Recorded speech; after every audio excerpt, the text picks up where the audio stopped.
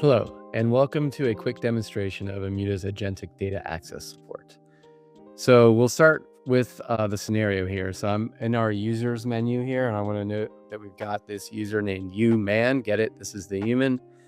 And uman has this team customer order fulfillment attribute, which was inherited via this analytics team group that you belongs to. This will give you access to some data, which we'll cover in a second. I also want to show that we've got this agent, chat with your data agent, that exists and registered in Immuta. And that agent, if we look at groups, belongs to this agent's group. And this agent's group also gives it access to data. So let's look at those policies real quick. So I'll look at the agent policy first. So we're granting anyone in that agent group access to dimension tables, so no sensitive information, but a table that they need to be able to run queries for users, right? And I want to point out that these policies can be written once in Immuta abstractly and applied to many different data platforms. Our demo is going to be focused on Snowflake, but it could work across write once, work everywhere policies. Similarly, if we look at this other policy, order fulfillment team access to customer orders, in this case, anyone with this attribute, customer order fulfillment, can access to tables tagged customer. So this actually has some sensitive data in it. And if you remember, you is part of this team, so you should have access to that customer data. Okay, so now I'm going to leave and go to Snowflake, and I'm going to show you something. So first, I'm going to query the Snowflake table that describes our users. So let's look for that chat with data agent user first. You can see it's here, and I just want to point out that this is a service type user, so only API access to Snowflake.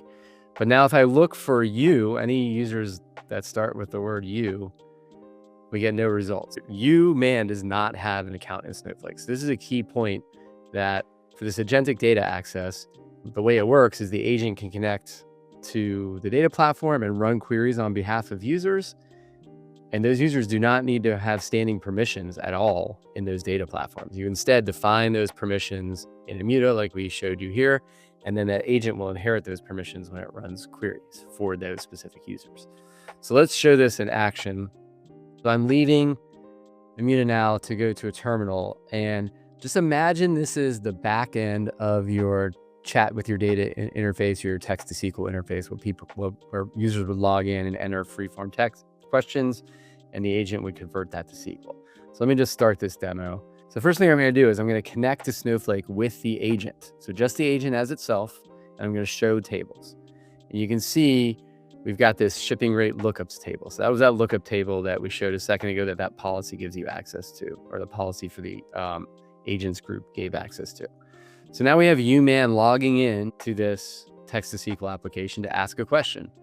And to do that, we need to vend a role to answer that question. So the agent is going to talk to Immuta and say, hey, uman's logged in. I need a vended role that represents uman's access for Snowflake, and I want that role to be cleaned up or deleted in 5 minutes.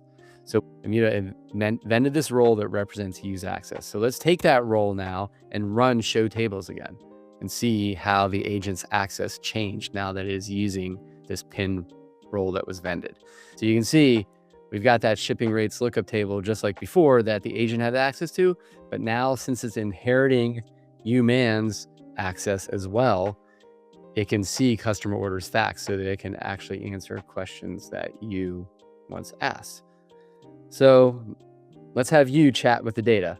So again, just imagine this is your back end of your text to SQL interface. So use asking, show me a list of recent customer orders, including which shipping carrier is being used for their region and what total cost is once we add the base shipping fee to the order price. So the agent thought for a little bit and came up with this query. Immuta is not figuring out how to build these queries. This is your semantic layer, like maybe you're talking to Cortex or Genie, whatever. Immuta is just doing the role vending. It said, hey, I came up with this query. You want me to execute it? And we say yes. And it's going to run this query. Let's give it a second. And you can see we got our answer, but customer name, address, and credit card number is redacted. This is via a masking policy that was also configured in Immuta. And so you actually needs to see that customer name. So he's going to say, hey, I need that to see the customer names to further investigate. And so the agent's saying, okay, let's have you request access. So we can actually open up Immuta to automatically request access to get this customer name unmasked, or at least put a request in for it. So I'm going to go ahead and submit this request. In the future, Immuta is going to make it so this agent can initiate this access request on the fly without the user having to leave and go to this interface. But let's go ahead and submit this request, and we have to pick our intent for wanting to see these columns unmasked. I also have to agree to the data use agreement, which I can look at. You can customize these request forms. You can customize who does the approving on these requests. But I'm going to go ahead and submit this. And in fact, for this kind of request, and I'll get a notification letting me know that I got approved. But if you look at UMan's request here, it was automatically temporarily approved for 1 hour. And the reason is, since your intent is break glass front investigation, you are automatically given access for 1 hour. So you can build these deterministic rules to make decisions on access requests so that the agent can quickly get access to what the user needs at question time, essentially.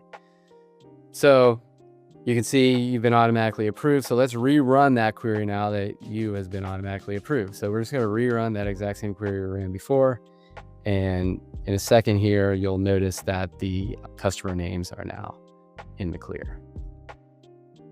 So we can see Alice and Bob and Charlie and everyone. Okay, so here's the last thing I want to show.